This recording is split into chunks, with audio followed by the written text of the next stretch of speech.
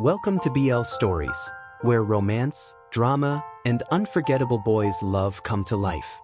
Love knows no limits, and the best stories aren't always straight. Subscribe now and join our growing BL-loving family.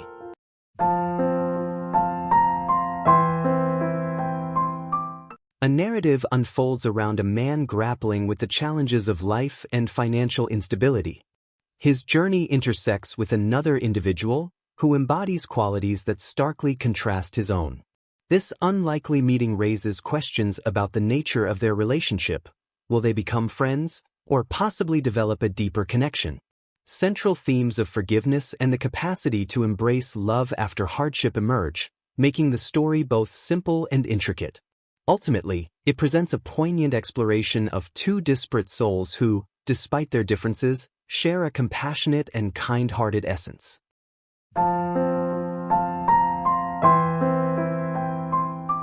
Chapter 1. Breathe in. Breathe out. You're just another mistake. Her words echoed in Ed Shaw's mind. I don't love you, Ed. I care about you, but I don't love you. I need a break. Please understand. Ed stood on the edge of the bridge, gripping the cold metal railing behind him. Only an inch of space supported his feet. Below him, the water moved endlessly, dark and distant. He inhaled slowly. This is it. No one had ever truly loved him.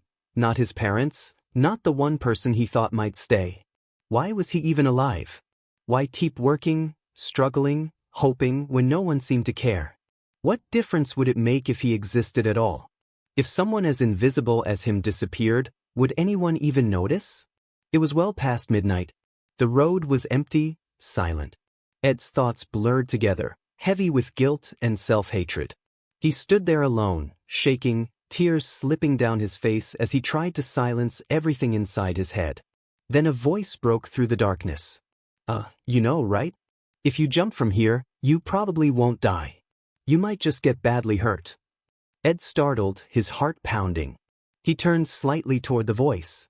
A lean, tan man stood a few steps away, dressed neatly, a bag slung over his shoulder. He looked out of breath, as if he had been running. Despite the situation, the man wore a faint, calm smile. Ed stared at him, confused, then looked back at the water. I'm serious, the man continued gently. This height isn't enough. If you're thinking about doing something permanent, this would only cause more pain. What? Ed turned fully toward him now, his voice trembling. The man stepped closer and extended his hand. Come on. Let me help you down first. Nothing about this made sense. This stranger wasn't panicking or shouting. He wasn't forcing Ed back. And yet, something in his voice felt steady, real. After a long pause, Ed reached out. The moment their hands connected, the man pulled firmly, guiding Ed off the railing. They stumbled together and fell onto the ground. For a second, everything was quiet. Ed quickly scrambled back, embarrassed and shaken. The man stood and brushed himself off, smiling as if nothing unusual had happened. Up close, Ed noticed his hazel eyes and the faint scent of clean cologne. I'm sorry, Ed muttered, avoiding eye contact. I didn't mean to. It's okay, the man replied calmly. Ed started walking away, but the man matched his pace, walking beside him. What are you doing? Ed asked, confused. Making sure you keep walking, the man said lightly. They moved in silence for a while. Ed stole glances at him, the way he carried himself, relaxed but confident. He looked like someone who had everything figured out. Eventually, they reached a cliff overlooking the sea. The waves shimmered faintly under the moonlight. The man stopped and gestured ahead. Take a look. Ed stepped closer, peering over the edge. It was high, much higher than the bridge. His heart raced. But instead of fear, something else stirred. He hesitated, stepping back. Something had changed. The quiet walk. The pause. The thinking. He no longer felt trapped in that sudden rush of despair. He turned away. So, the man said softly, you changed your mind. Ed pulled his arm free when the man gently reached out. Why did you do all this? Ed asked. Why bring me here? The man crossed his arms, smiling faintly. I didn't save you. I just slowed you down, gave you space to think. You did the rest. Ed scoffed and started to walk away. Behind him, the man called out, "Death is easy. Living is harder. But it can be beautiful too, once you really see it." Ed stopped. He turned back as the man pointed toward the horizon. For the first time, Ed truly noticed the view, the vast sea, the soft glow of the sky, the endless movement of the waves. It was beautiful in a quiet, overwhelming way. Ed walked closer, then sat down at the edge. Tears came freely now. The man joined him, placing a reassuring arm around his shoulders. "Let it out," the man said gently. "You don't have to carry it alone." They sat together for a long time before Ed finally spoke. "Thank you." The man smiled up at the stars. "Life is incredibly valuable. Funny how we're willing to throw it away over things and people that aren't." Ed nodded slowly. Maybe he was right. "You should talk to someone," the man added. "A therapist, a counselor, anyone. Not all of them are great, but some really help." "Okay. Okay," Ed said quietly, looking up at the sky. For the first time in a long while, he wondered, maybe I can give life one more chance. Chapter 2. We sat there in silence for a while. When I finally checked my watch, it was already 2 a.m. The man stood up and extended his hand toward me. I looked at him, confused. "Come on," he said gently, smiling. "Let me walk you home. I promise I won't bite." I smiled back. There was something different about him, so calm, almost like the quiet before a storm. I placed my hand in his, and he helped me to my feet. For a moment, our hands lingered. I found myself looking into his eyes, unsure of what I was feeling. What is this? I had never felt anything like it before, especially not with another guy. It was strange, unfamiliar. I blinked, then gently pulled my hand away. He only smiled and turned toward the road. We started walking together. "You really don't have to," I said. "I can make it on my own." He didn't answer right away, and I worried he might be thinking I was still unsafe. "I'm not going to hurt myself," I added quietly. He remained silent, walking beside me. After a moment, I spoke again, trying to ease the tension. "So, what's your name?" "Josh," he said, smiling as he looked at me. It suited him. He looked a bit older than me, but I didn't dare ask. That would be awkward. I was still lost in my thoughts when he spoke again. "I know you're capable of walking alone," he said, "but I want to walk with you. We're friends now, right?" Friends. That word lingered in my mind. He had helped me when I needed it most, and now he was walking me home like it was the most natural thing in the world. "Yes," I said before thinking. "You saved me. That's more than just being friends." The moment the words left my mouth, I regretted them. "Great job." I looked away, embarrassed. Josh chuckled softly. "More than friends?" "I mean, good friends," I quickly corrected, laughing nervously. I didn't think that through. He laughed too. "You look nice when you smile," he said casually. "You should do it more often." I didn't reply. No one had ever said that to me before, not my parents, not anyone I'd dated. It felt strange, but in a good way. I felt my face warm and stayed quiet, letting the moment pass. "My name's Ed," I said finally. "Ed," he repeated almost thoughtfully. I smiled. I liked the silence between us. It felt comfortable. When we reached my house, I stopped. "This is me." He nodded. We stood there for a moment, just looking at each other. A hug crossed my mind, but that felt like too much. Instead, I held out my hand. He shook it, his grip warm and steady, sending a small shiver through me. "Thank you," I said. "For everything." "I'm sorry you had to see me like that." He placed a reassuring hand on my shoulder, stopping me. "Don't apologize. Just promise me you'll talk to someone, okay? And here, take my number. Call me if you need to talk." I nodded and handed him my phone. As he typed, I watched him without realizing it. His calm expression, the way his lashes framed his eyes. I quickly looked away, amused at myself. He handed the phone back. I didn't want him to leave yet, though I couldn't explain why. "How are you getting home?" I asked. "Do you need me to call a taxi?" He smiled. "No. My boyfriend will pick me up soon." For a split second, my heart sank. I didn't know why that bothered me, and I told myself to stop overthinking it. I nodded. Okay. I turned toward my door. Ed, he called. I stopped and took a steady breath before looking back. Don't keep everything inside, he said seriously. You don't have to suffer in silence. Then he turned and walked away. I smiled to myself. He's kind, I thought, then immediately shook my head. Get it together? Inside, I went straight to my room and collapsed onto my bed, staring at the ceiling. What a night. Josh had a boyfriend.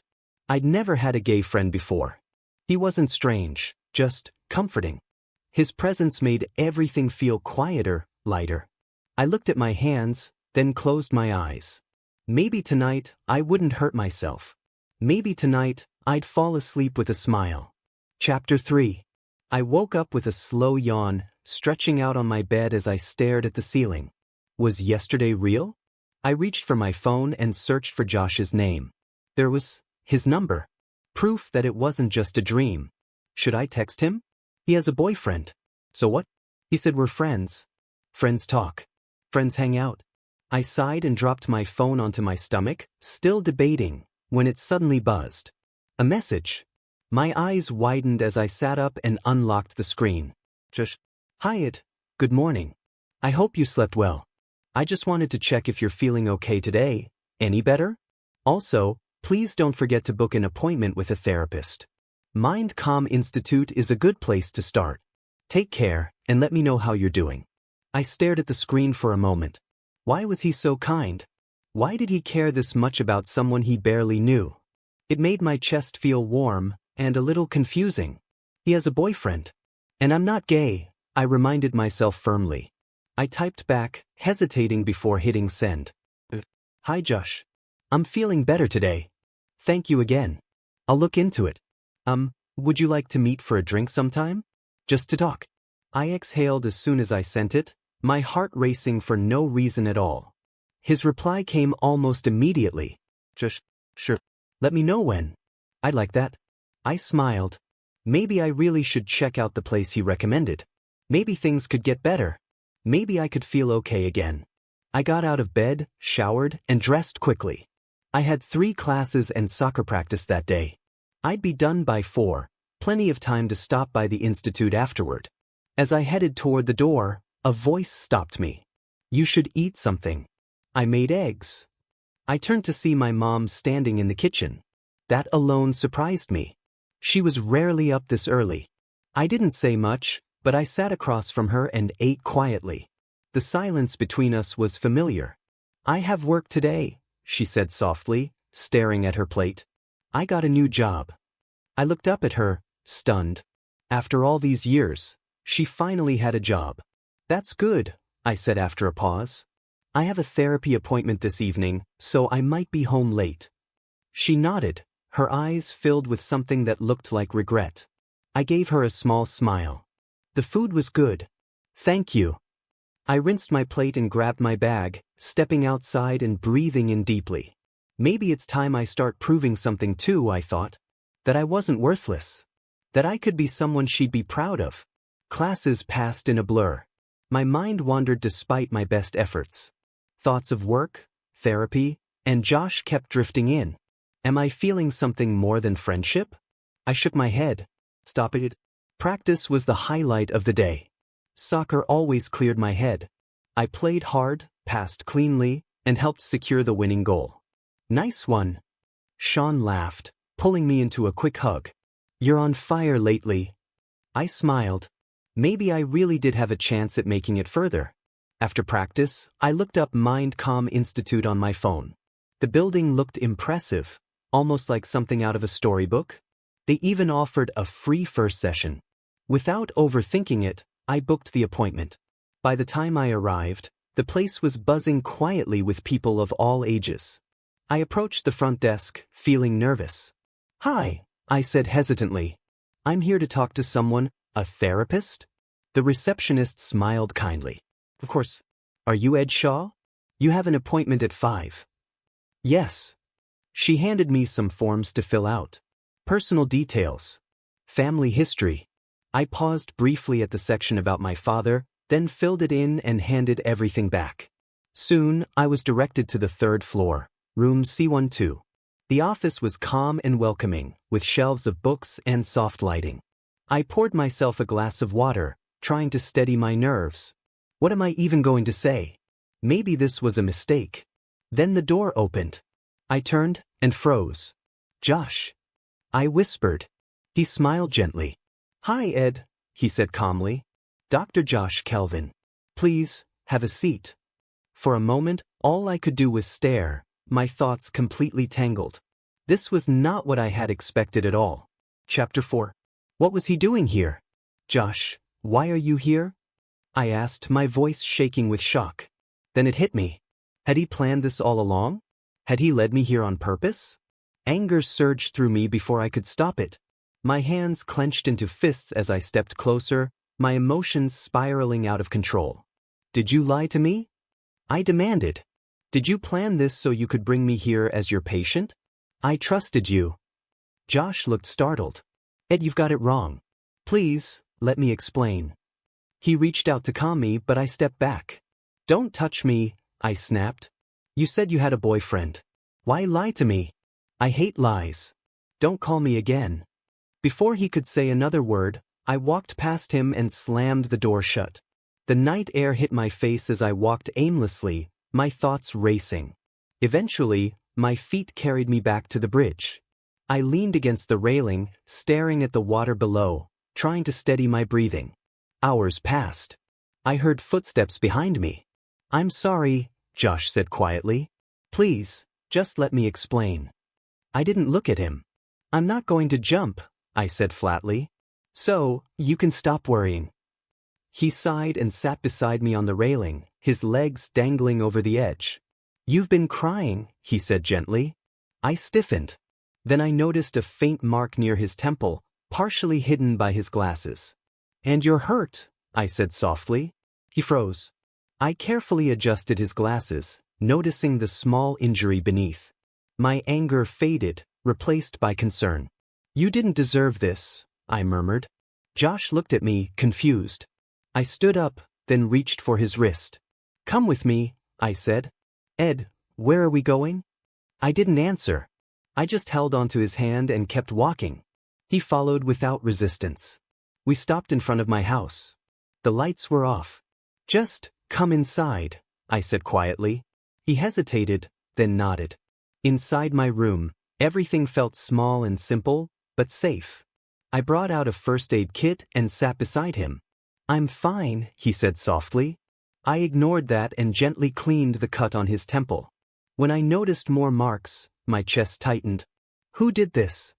I asked. He hesitated, then looked down. "My boyfriend," he admitted. "He loses his temper, but he says he's sorry." "That's not okay," I said firmly. "You don't deserve that." He looked at me, surprised. "Why do you care so much?" "Because you matter," I said. "You're not something someone gets to hurt." Silence fell between us.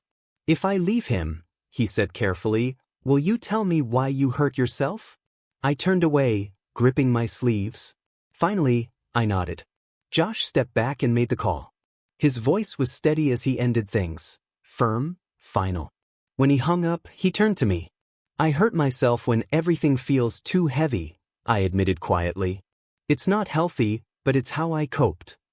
He placed his hands gently on my shoulders and made me look at him. "Promise me you won't do that again," he said. "Promise me you'll talk to me, to someone." I swallowed hard. "I promise." We stood there, close enough to feel each other's breath. He looked at me with a softness I had never seen before. Something shifted between us, quiet, unspoken, real. I reached for his hand. He didn't pull away. We leaned closer, foreheads touching, sharing a moment that felt fragile and honest. Nothing rushed. Nothing forced. "I'm not going back," he said softly. "I promise." I smiled faintly. Good. And for the first time in a long while, neither of us felt alone. Chapter 5. We sat on the edge of the bed. He seemed awkward, and I could see it in the way he avoided my gaze. "Hey, this isn't easy for me either," I said softly. "It's the first time I felt like this, especially for a guy. My voice trailed off as I looked down. He peeked at me and I slowly nodded. His eyes closed and he sighed. I could see he might be regretting this. Do you regret it? I asked, standing in front of him, trying to steady my nerves. Did he really feel this was a mistake? Did he see me as someone curious, not serious? He looked at me. Do you? I knelt in front of him, resting my hand gently on his knee. Our eyes met, and I held his gaze for a long moment. He shook his head slowly. You sure? I asked again. I needed to hear it. I don't regret it, he said. But I understand if this is overwhelming for you. You're not gay and I am. You helped me, but that doesn't mean you have to do this. We can just be friends if it's too much. His expression was serious but calm. Is that all? I asked. He nodded. Okay, I said, kneeling closer. This might be sudden, but I think I like you, Josh. I don't know how, when, or why, but I do. And I don't regret it. If you want to start as friends and get to know each other first, that's fine too. I gently caressed his cheek. He smiled. I'd like that. You know, for a 19-year-old, you're surprisingly mature. He touched my wrist. I grinned. Well, for a therapist, you're not too bad either, I teased. He laughed and I laughed with him. I sat beside him on the bed. How old are you? I asked curiously. 25, he replied slowly. I nodded, then leaned back, stretching my legs over the edge of the bed. Tell me something, I said casually. He leaned back as well, turning his head to listen. When did you realize? You know about yourself? I asked, resting my head on my hand and looking into his eyes. He smiled faintly. I was 16. Prom night. I had a date with a guy I'd liked for a long time. He chuckled softly. He was shy and my parents, well, let's not get into that. And what happened to him? I asked quietly. He pressed his lips together, hesitating. Eventually parted ways. It didn't work out. He glanced at the ceiling. I reached out and gently turned his face toward me. It's okay, I whispered. He looked at me, eyes glistening. I leaned in and pressed a soft, comforting kiss to his cheek. He relaxed a little, closing his eyes. Better? I asked with a small smile. Much better, he replied. I grinned and leaned back. Was he someone important? His eyes widened. How did you know? I laughed quietly. Just a feeling, I said, shrugging. He shook his head, half annoyed, half amused. I smiled and leaned closer, intertwining our hands. It's okay, I whispered. We stayed close, sharing gentle, reassuring gestures.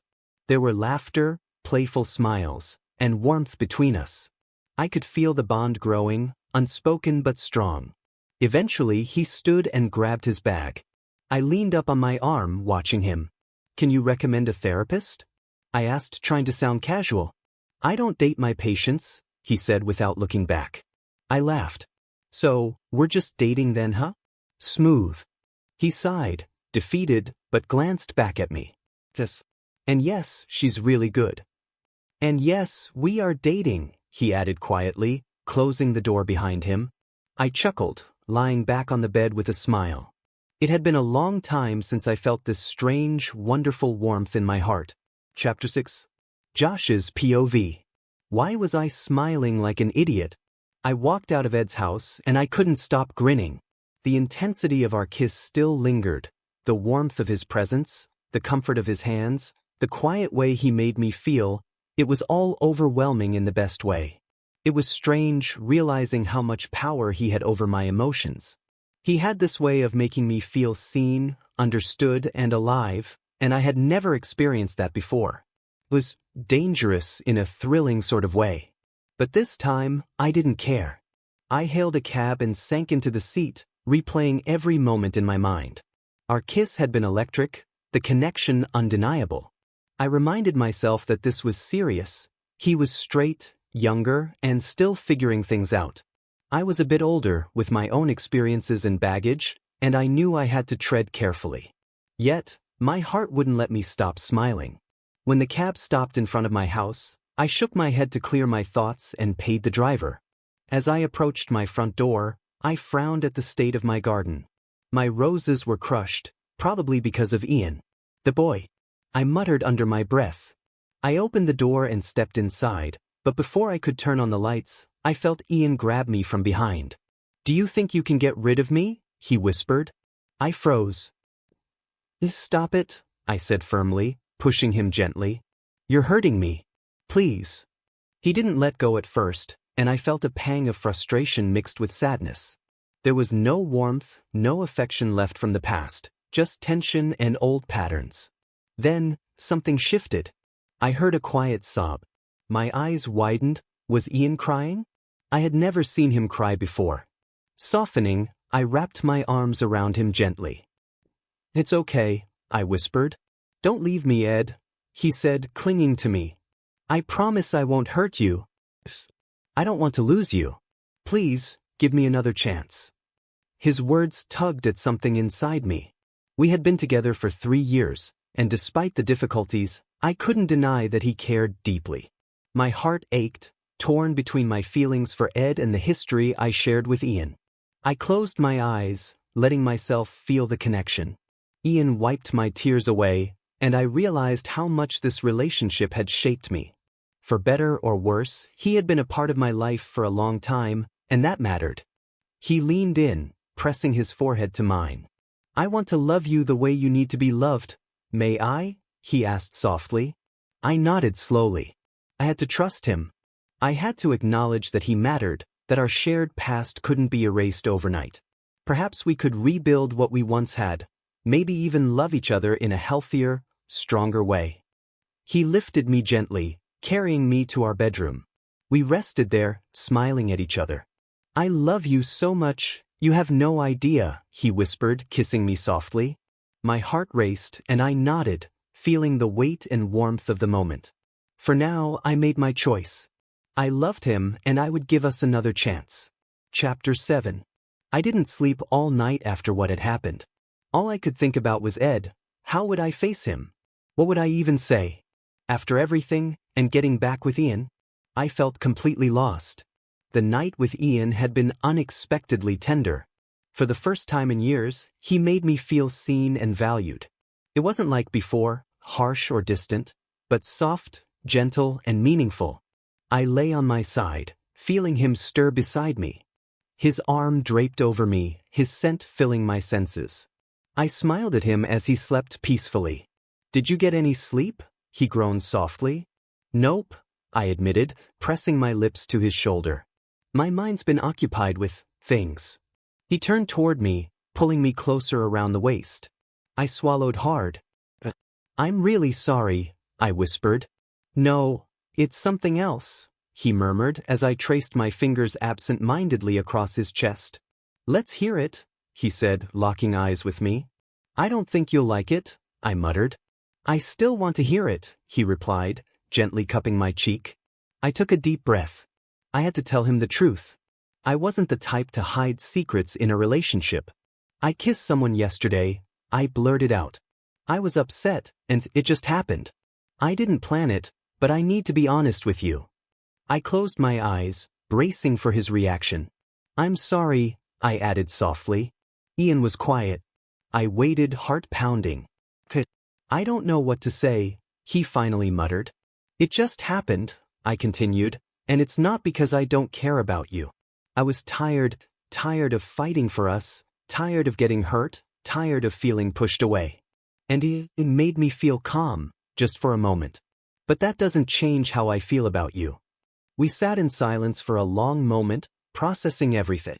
I was surprised at myself. I wasn't scared of being honest with Ian, even about Ed. "Was the kiss after the call?" he asked quietly. "Yes," I admitted. "Josh, do you like him?" His voice cracked and my heart clenched. "No, I don't know him well enough. It was too fast." "I wasn't thinking clearly," I said. He nodded slowly. "Then, do you love me?" I smiled, shaking my head. Sitting on his lap, I wrapped my arms around his neck. "I will never stop loving you. Maybe we've had tough times, but you are my best friend, my love, my partner. Promise me, you won't push me away again. We'll do this together, okay?" Tears streamed down his cheeks. I wiped them away with my thumb. "Don't cry," I whispered. "I'm sorry for everything. I want to make you happy, and I promise I will never push you away again. Please give me this chance." "I love you," he said, holding me close. "I love you too, Ian," I replied, resting my head against his shoulder. The next morning, I showered and got dressed quietly. Ian was still asleep. I made breakfast and kissed him awake. "Morning," I whispered. "Work?" he asked, rubbing his eyes. "Yep. Breakfast is ready," I said, touching his cheek. He kissed me softly and rested his chin on my shoulder. "I'll see you later," he murmured. "By 6, yes," I replied, holding his hand. Later, I walked into the institute, heading to my office, when I saw Ed sitting in the waiting area. My heart stopped. I wasn't ready to face him, not yet. I hadn't prepared the words, and the fear of hurting him again weighed on me. He looked amazing, his hazel eyes bright, and he seemed so happy to see me. "Hey," he said, stepping closer and placing his hands gently on my neck. Before I could think, he kissed me. I felt the familiar spark, the electrifying pull between us. My chest tightened, my thoughts scattered, and then reality hit me. I couldn't do this. I pulled back, placing a hand on his chest. My heart was racing, and I couldn't bear to hurt him further. "I need to be honest," I said, my voice trembling.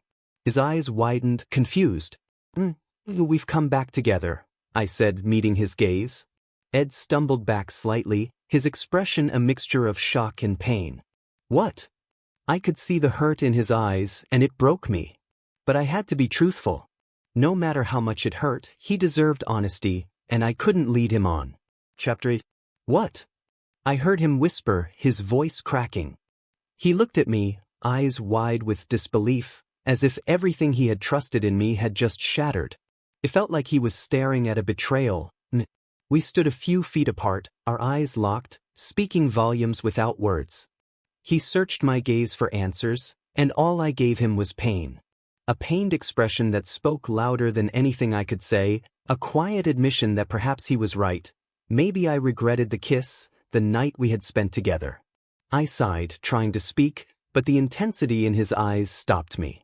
He stepped closer, grabbing my collar as he breathed heavily.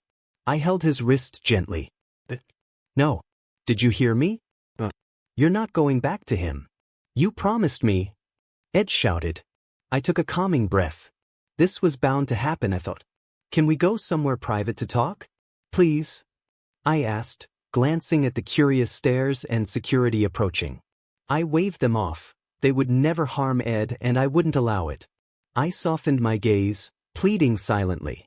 Ed released my shirt in frustration and pushed past me toward my office. I followed, straightening my shirt awkwardly, aware of the onlookers. Inside, I slammed my files on the desk and shook my head. This was going to be difficult. He turned to face me, still fuming. "Just answer my one question," he said, blinking rapidly, tears in his eyes. I nodded slowly, heart racing. "Why?" he whispered. His voice cracked. I felt myself crumble. I stepped closer and touched his shoulder. He shivered under my hand. "Because I love him, Ed," I admitted softly. He closed his eyes, shaking his head, refusing to accept it. "Ed, I know him for 6 years. He isn't what you think. He's a good person. We were friends, then partners. He really loves me." "He really does," I continued, voice trembling. Ed stood there, stunned, trying to process what I had said. Maybe it was because I had defended Ian, or because I had chosen him over Ed. My heart sank as I saw the hurt in his eyes. "You're young, Ed. Maybe this is just an attraction, something you wanted to explore. In time, you'll find someone who loves you for who you are," I said gently. He didn't look away. "Was it just an attraction? Something you wanted to try?" His voice was serious, mature beyond his years. "No," I said slowly, regret filling me. "It wasn't." "Oh no, I'm sorry." "No, sorry isn't enough," he said bluntly. "What do you want then?" I asked, narrowing my eyes.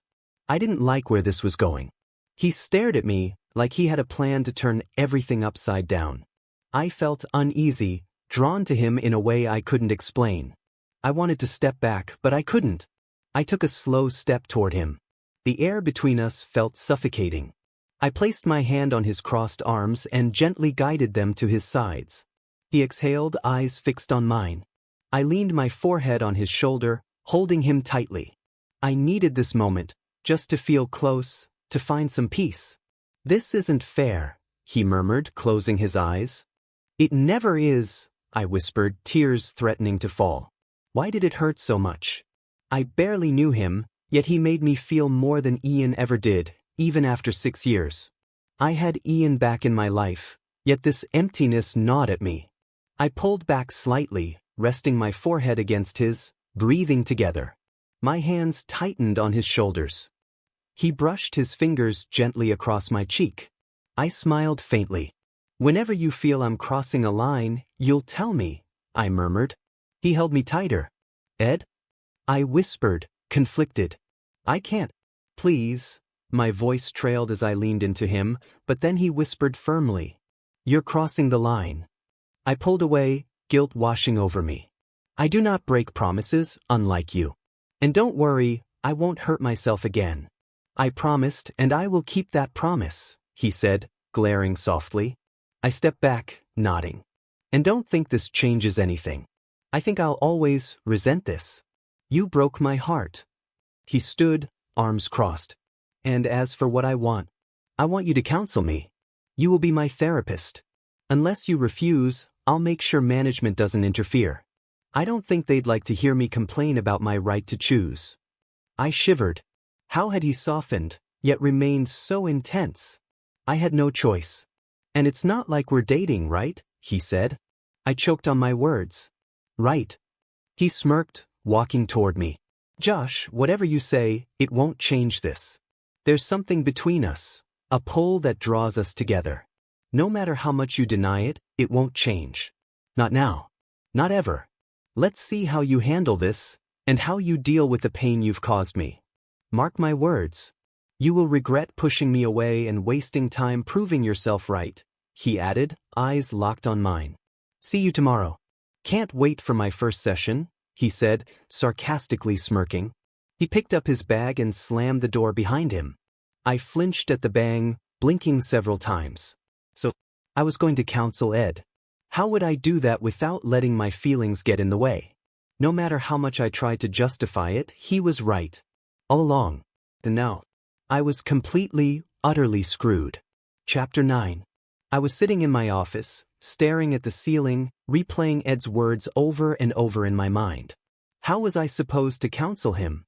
I couldn't even look at him without feeling my heart race. The memory of his intensity, his teasing smiles, the way he looked at me, it made my thoughts spiral. "Josh, get a grip," I muttered to myself, shaking my head. I rested my forehead on my arms, bowing down on the desk. Just then my phone buzzed. Without checking the caller ID, I answered, feeling a mix of fatigue and distraction. "Hello," I said, voice heavy. "Josh, I got the job. I got it." Ian's voice came through, full of excitement. I sat up, blinking rapidly, forcing a smile. "That's amazing, Ian. I'm so proud of you," I said, genuinely happy. "Wait, something's wrong. You sound upset. What's going on?" I took a deep breath. "Ed came to the office today. And we had closure. I told him about us getting back together. He wasn't exactly thrilled. Of course he wouldn't be. Josh, you're amazing. Anyone would be upset if you left them. I shouldn't have pushed you away. I'm sorry." I sighed. "Stop it." "But that's not all." "What is it?" "I have to counsel him. Be his therapist." Ian paused. "And that's hard for you because?" "Because it's awkward. But I don't have a choice. If I refuse, he'll tell management, and we can't risk that yet. Mortgage and everything, we need to be secure first." I rubbed my eyes, overwhelmed. "I got the job, Josh, so if you don't want to do this, it's fine. I can handle the mortgage myself." "No, Ian. I promised myself I'd do this. For the house, yes, but also because it's my job, to help people. I can't run from that. I'll do it." "But..." No buts. Tonight we celebrate. I'll bring your favorite dinner. Deal? I smiled. Absolutely. I love you. See you at home. I love you too. Bye. I hung up, exhaling. But Ed was going to be my patient. This was going to be tough. Later, I lay on my bed, staring at the ceiling. Ian rested on my chest, peacefully asleep. I traced idle patterns on his back, feeling both comforted and unsettled. We loved each other, but something had shifted. A spark that once connected us felt dim. Maybe time and distance had dulled it. Still, I loved him deeply. Morning came, and Ian left for work. I kissed him, wishing him good luck, prepared breakfast, and watched him leave, the house feeling empty. I ate, cleaned up, and dressed for work. At the clinic, Tina handed me the day's patient files. I froze when I saw the last name, Ed Shaw. My heart raced. Thank you, Tina, I said, trying to steady myself. Have a good day, Josh, she replied. The day passed in a blur. All I could think about was how to act when Ed arrived. How should I talk to him? How should I remain professional while my mind kept replaying every intense moment we'd shared? Finally, it was 5 o'clock. Ed was my last appointment. My feet tapped nervously as I waited. A soft knock.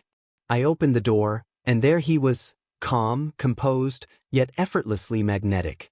He smelled fresh, like he'd just showered after practice, dressed in black jeans and a simple jumper. I stepped aside as he entered, and he settled on the couch. I took a deep breath, picked up my notepad, and sat across from him. The silence stretched, heavy and suffocating. Mr. Shaw, let's start with what brings you here, I said carefully. I understand you've been struggling, and I'm here to listen. You can tell me anything at your own pace. He scoffed. You think that's the only reason I'm here? I swallowed my nerves. I like to believe it. This is a place for support. You came here to get help, right? He didn't answer. I tried another approach. Let's start from the beginning. Childhood. Any difficulties you faced? Ed's expression tightened. He looked away, arms crossed, staring out the window. I gave him a moment, knowing trust wasn't immediate. Ed, if you don't share, I can't help you.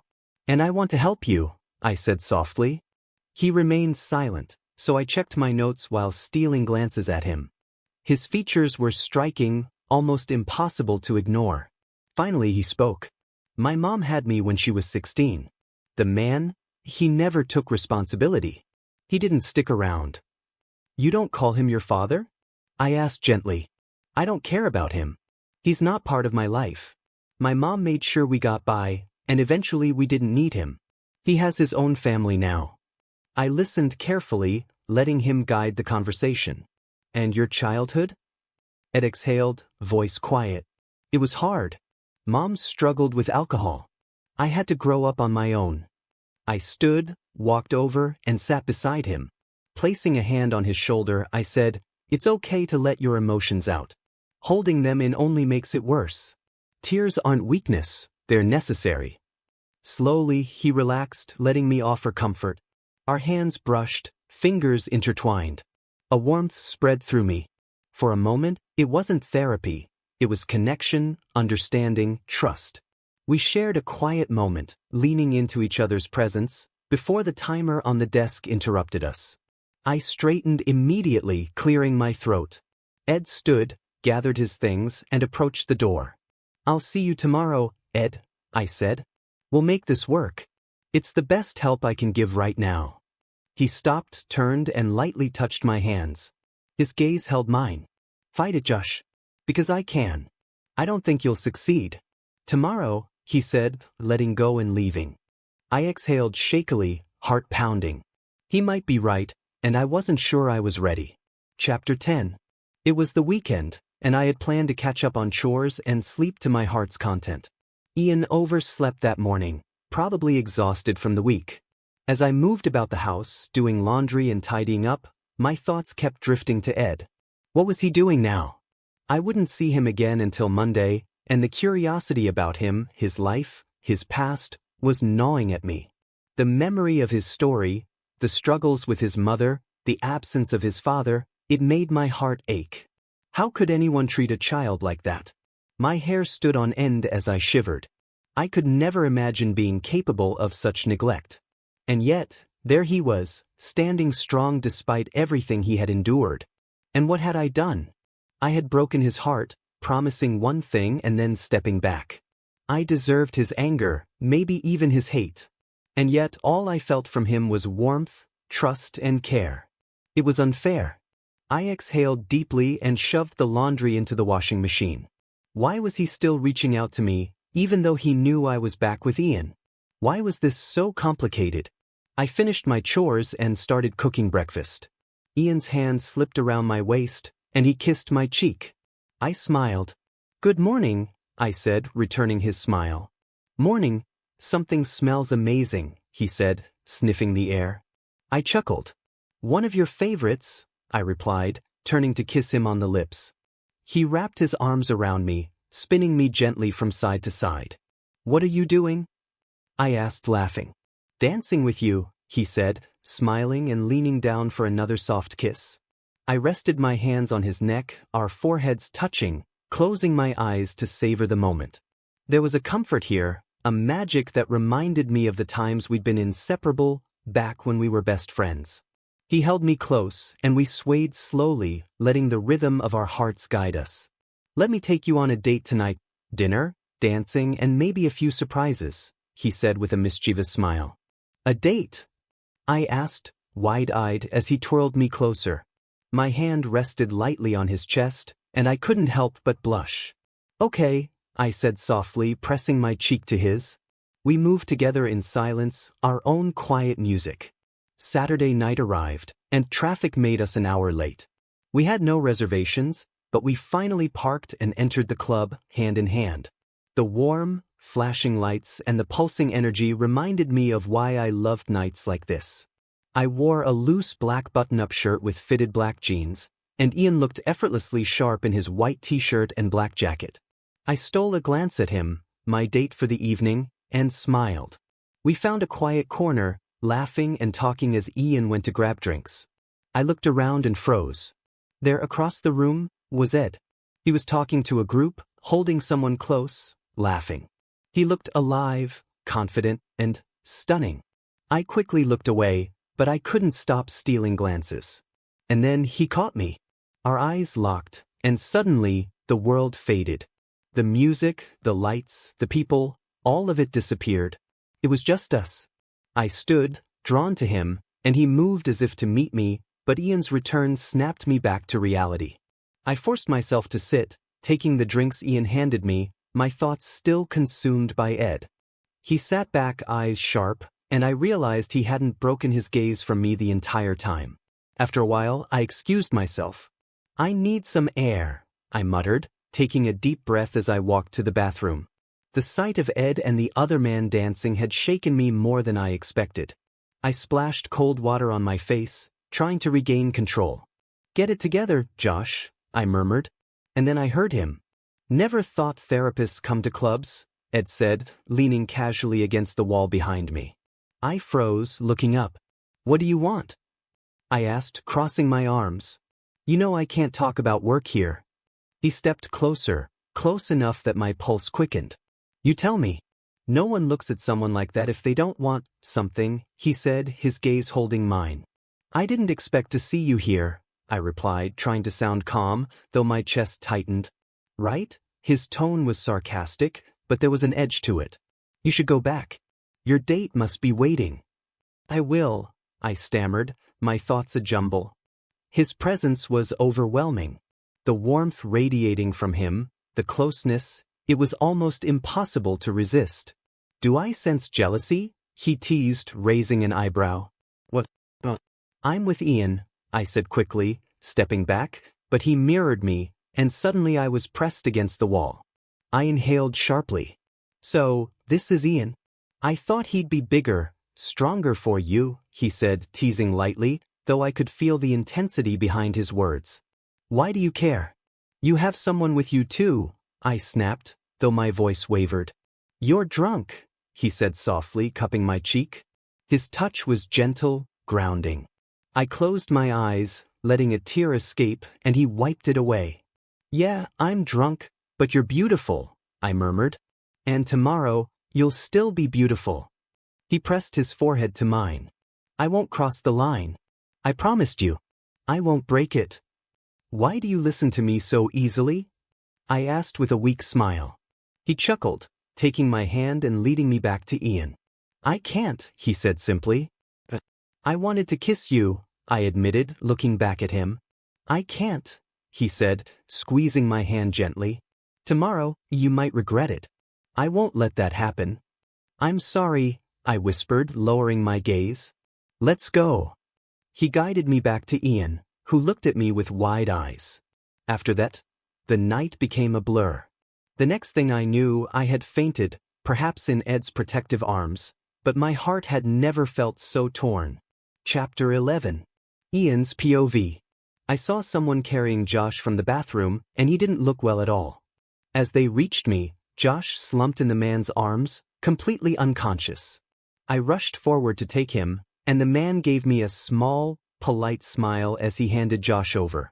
Ed, I said softly, still holding Josh close. It was Ed.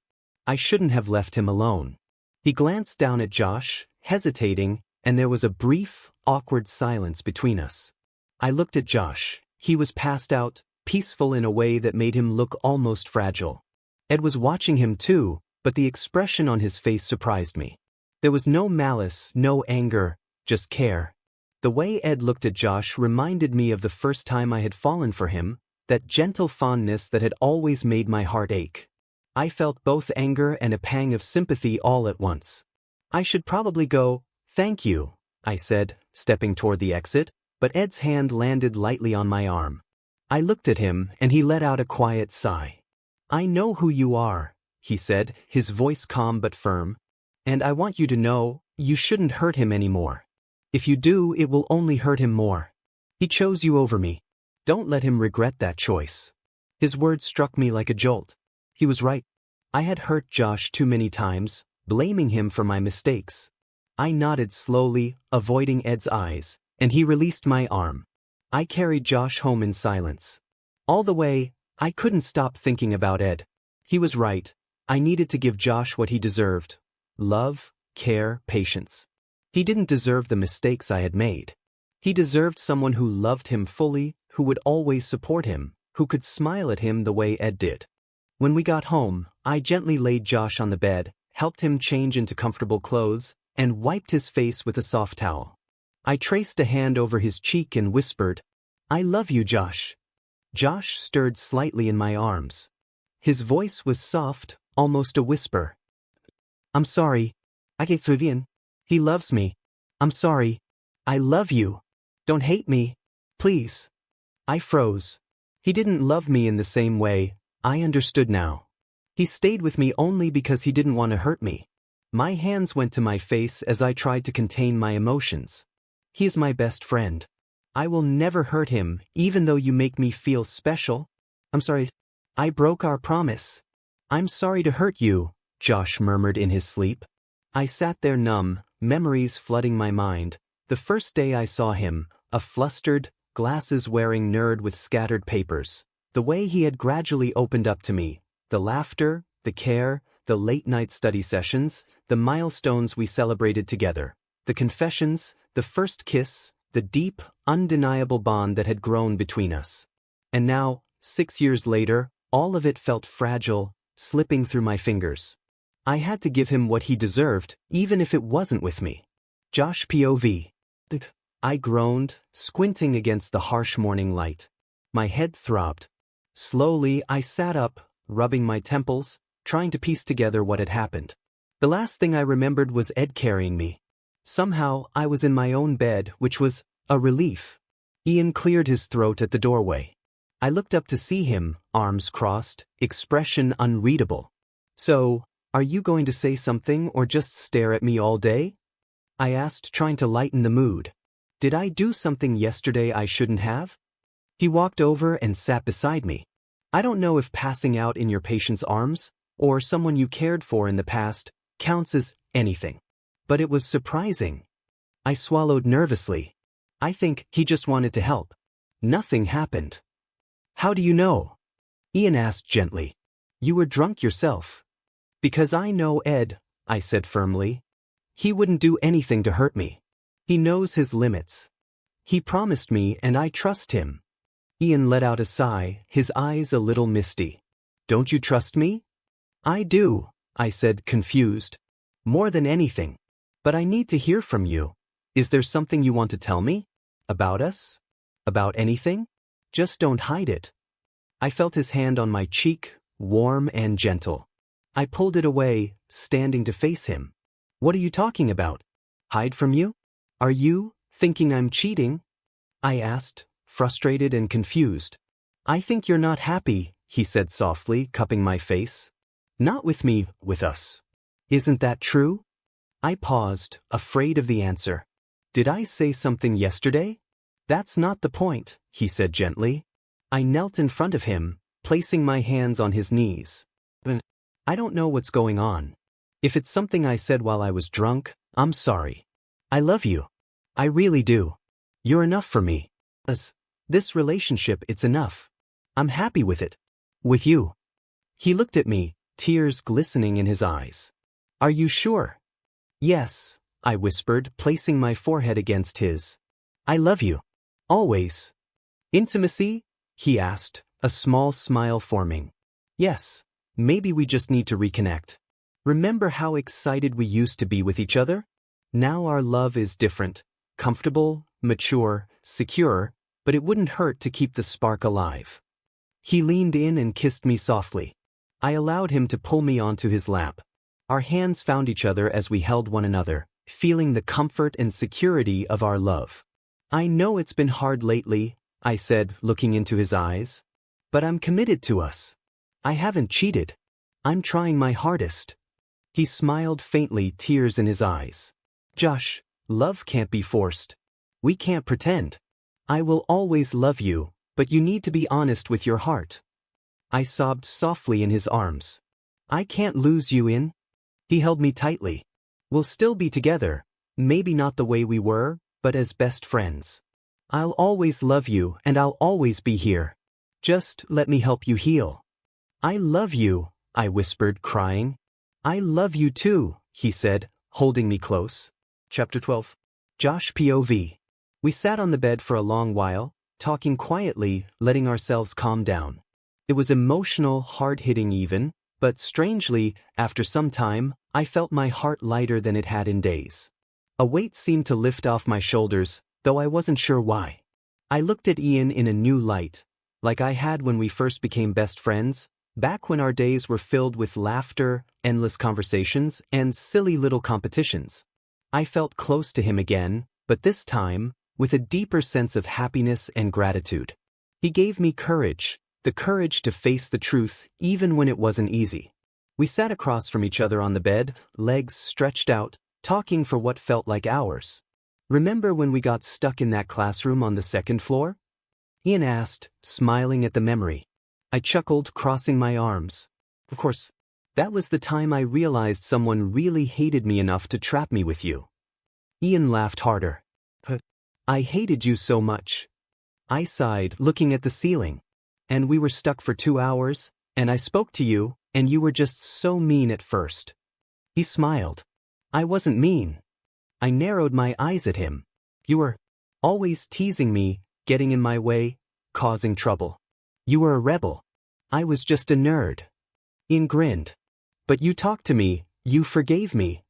I smirked. I didn't have much choice. I thought, why not just give this troublemaker a chance? And voila, we became best friends. Ian clapped loudly, arms crossed proudly. I nodded, smiling. For a moment, my smile faded.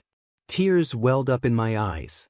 I didn't want it to end like this, I whispered, looking down, overwhelmed by emotion.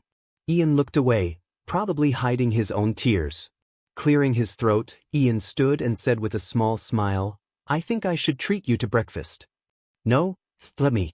I want to treat you, I said, hopping up and heading for the shower. Soon, dressed, I walked to the living room and saw Ian sipping coffee. I won't bring coffee then, I said, smiling. That depends. If you're bringing it from coffee and tea, you know what I live for, he replied, eyes sparkling. I laughed. I know, okay, I'll be right back. I grabbed my wallet and phone and drove to our favorite cafe, excited to revisit old memories.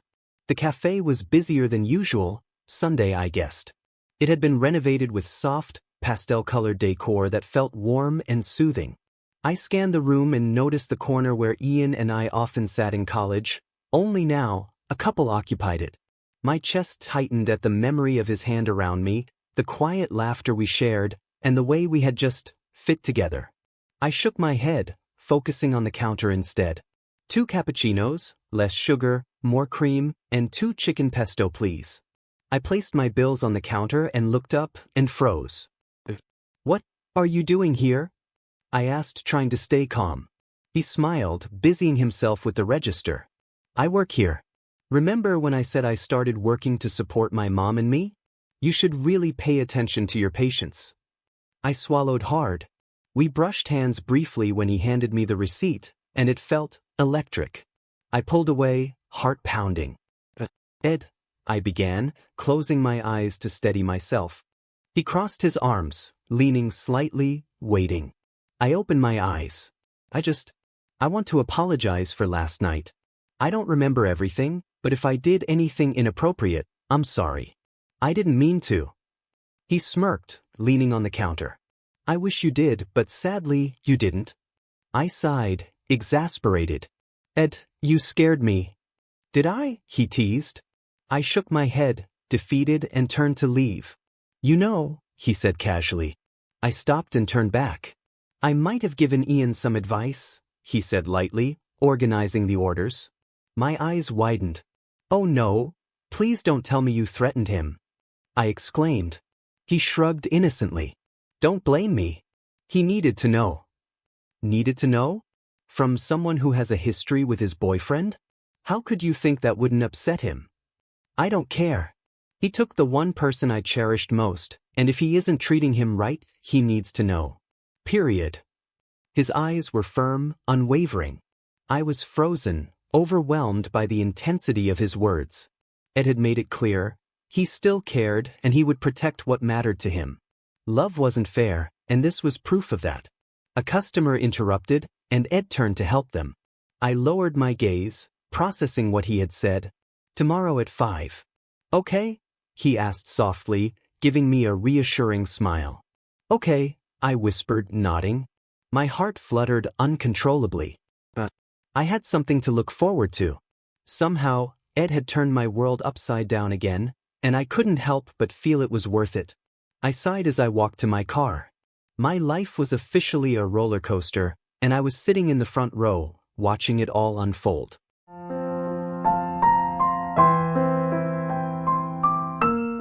Thanks for listening to today's BL story. If it made your heart skip a beat, don't forget to like, comment, and subscribe. Only here on BL Stories, where love knows no limits.